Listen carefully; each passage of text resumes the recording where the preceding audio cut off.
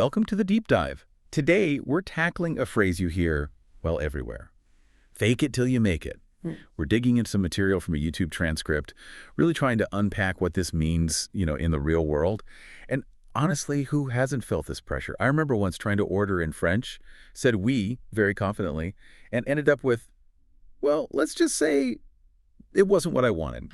Exactly. Or maybe you're in a meeting nodding along about some software feature, secretly just clicking buttons and hoping for the best.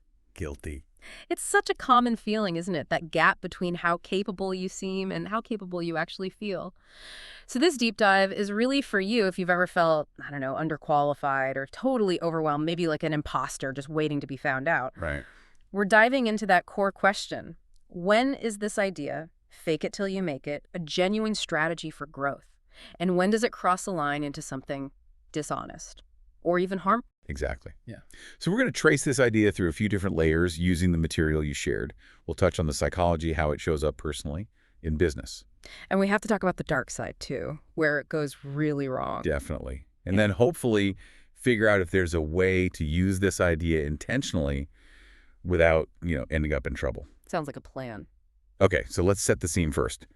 The source material kind of lays out these two roads people think about for getting ahead. There's the traditional path.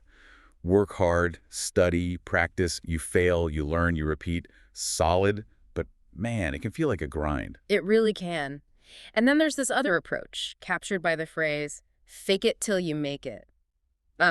Now this isn't really about skipping the hard work, but more about how you handle those moments when you feel like you're not quite there yet. Like jumping into something before you feel totally ready. Exactly. Acting with confidence, maybe stepping into a role that's a bit of a stretch, and then, learning like crazy behind the scenes. So like taking a job where you maybe only tick, say, 70% of the boxes. That's a perfect example. It's sort of like dressing for the job you want in a metaphorical sense. But here's the crucial point the source makes. Projecting potential or confidence. Generally okay. Faking cold, hard facts. That's where the trouble starts. Facts like? Like lying about qualifications you don't have, specific experience you didn't get, or expertise you just plain lack. That's not stretching. That's setting yourself up for a fall. Okay, so if faking facts is out, Yeah. how does projecting potential actually, work? Is there some psychology to it? Oh, absolutely. The material brings up power posing. The concept Amy Cuddy talked a lot about. Vaguely familiar. Isn't that like scanning like a superhero before a big meeting? Pretty much. Adopting these expansive, confident poses, standing tall, maybe hands on hips, taking up space. And that actually does something. Well, the idea highlighted in the source is that holding these poses, even for just a couple of minutes, can cause actual physiological changes. It might increase testosterone, decrease cortisol, that's the stress hormone, and that can genuinely shift your mindset, make you feel more confident in the moment. Wow. So just standing differently could make my brain think I'm more capable. That's kind of wild. It can give you a temporary lift, yeah. Think of it, as the source puts it, like a Red Bull for your confidence. Okay, I get that. It's a tool, right? A little boost when you need it.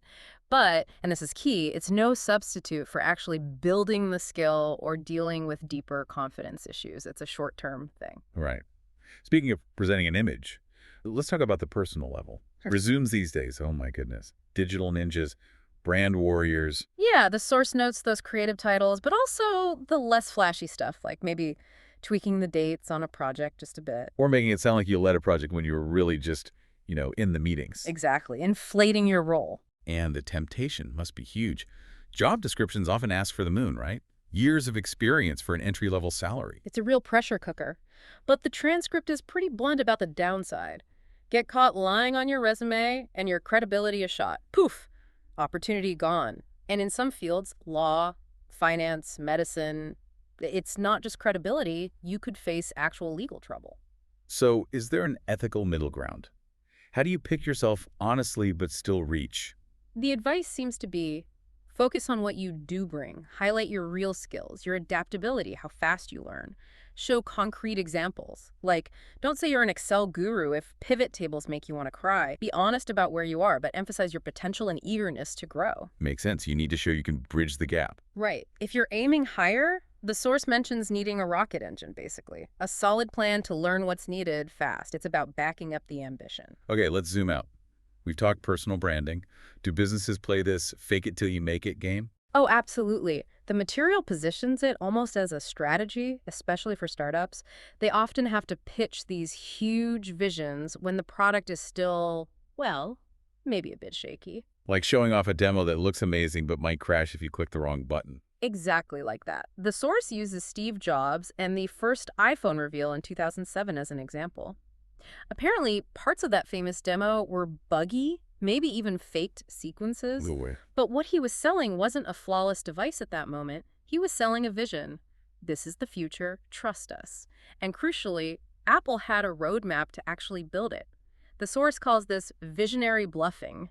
Think of someone like Thomas Edison promoting inventions, getting investors excited before every single detail was ironed out. So it's a bet on your own team's ability to catch up to the hype. Precisely. It's like when you take on a freelance gig that requires a skill you need to learn, like yesterday.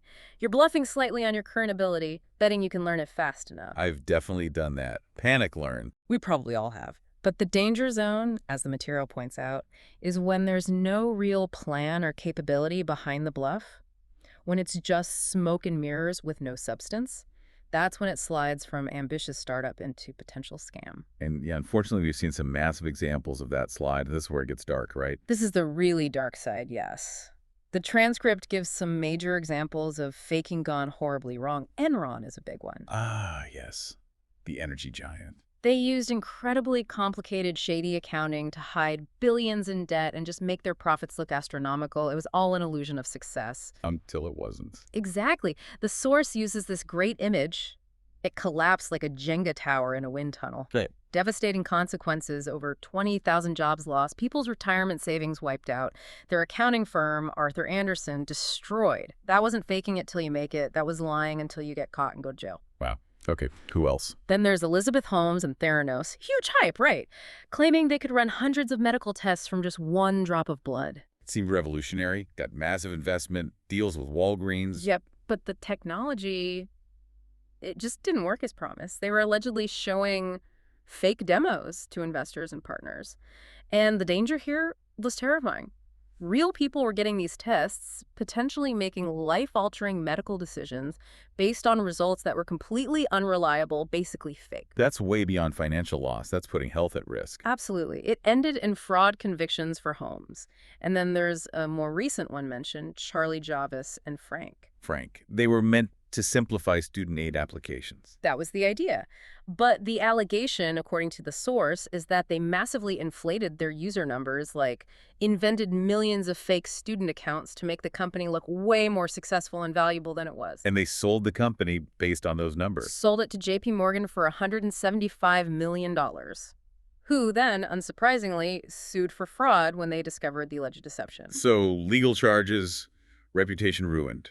Total disaster. What these examples show, really starkly, is how that can-do attitude, that projection of success, can become utterly catastrophic when it detaches from reality and ethics. When the faking involves outright lies about core capabilities or results, especially when people's money or health is on the line. Okay, wow. After hearing about Enron and Theranos, is there any version of fake it till you make it that doesn't end in disaster or, like, prison? It's a fair question. And yes, the material suggests there is. The goal isn't to just ditch the whole idea, but to use it intentionally and ethically. It's about leading with your potential, but doing it honestly and with a real commitment to grow into it. Okay, how does that actually look? Give me an example. Okay, think about personal branding. Presenting yourself professionally online, good headshot, clear language, confident tone that's smart, even if you're just starting out. The source mentions freelancers using we on their website, even if it's just them working from their kitchen table. Oh yeah, I've seen that. Maybe even done that. Right. And the reason it can work, if you deliver good work, is that it projects seriousness, builds a bit of trust, helps you land those first gigs. The advice boils down to look the part, talk the part, but critically, do the work behind the scenes to become the part. Don't just rely on the image. So act like the expert you're becoming, while actually, becoming the expert. Exactly. Another way is saying yes to things that push you. Taking on a project that feels slightly terrifying because it requires skills you don't quite have yet. The Tuesday, yes, Wednesday, panic, Thursday, learn like mad, Friday deliver cycle. That's the one. That process, that hustle, is genuinely how a lot of people learn and grow fast. You're not faking that you already know it all. You're projecting confidence in your ability to figure it out. Okay, that makes sense. But the caveat is crucial. Don't promise the impossible. Don't say yes to something you realistically cannot learn or deliver well in the time you have. That crosses back into dishonesty and setting yourself up to fail. And the absolute hard line, the boundary, the material stresses, is risk to others. If your faking could harm someone emotionally, financially, physically, just don't. Full stop. So pretending to be confident, giving a presentation when you're shaking inside, that's probably okay. Right. Manageable personal challenge. But pretending you're a qualified surgeon or therapist when you're not, absolutely not okay. Not even close. In those situations, honesty isn't just nice, it's a fundamental responsibility. You have to be clear about what you can do, what you're still learning, and what is completely outside your lane. The source material actually summarizes this really well with 2 key questions to ask yourself. Yeah. First, when is faking it potentially helpful? It suggests it's helpful when you're genuinely learning and growing, stepping into a slightly bigger role, launching a side project, taking on a challenge that stretches you but is achievable, or building confidence for things like networking or presentations. Got it. And the second question. When is it harmful? And the answer is, when it involves actual lying or deception to get ahead. When the stakes involve other people's health, their money, legal issues, or situations where they're vulnerable, you just can't learn on the fly when safety is critical. So it really seems to boil down to intent and impact, doesn't it? Are you stretching yourself to grow, or are you deceiving others, potentially causing harm? That's exactly the tension. The material frames it as a balance. Pushing your limits versus staying grounded in honesty. Having self-belief, but also having self-awareness. And remembering that making it probably isn't about achieving some perfect, finished state overnight. It's more about showing up consistently, providing real value, and being committed to that ongoing growth. Projecting who you aspire to be, maybe, but making sure you're actually putting in the effort to get there. Well put, yeah. Wow. Okay. This deep dive has definitely unpacked a lot more than I expected from just one phrase. From, power poses to massive corporate fraud. It covers a lot of ground. And I think the core message from the source material is pretty powerful. Think of fake it till you make it as a launch pad, maybe, but definitely not a lifestyle. A launch pad, not a lifestyle. I like that. Yeah. Don't get so caught up in the appearance that you forget to build the substance.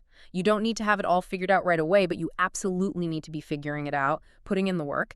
And hey, if you sometimes feel like an imposter, the source suggests that feeling often just means you're pushing yourself, you're learning, you're growing. And maybe that's exactly where you need to be. That's a really good way to look at it. So that leaves us, and you listening, with that final question to chew on, drawn from our source. No. In your own life, looking around, do you think fake it till you make it ends up being more helpful or more harmful?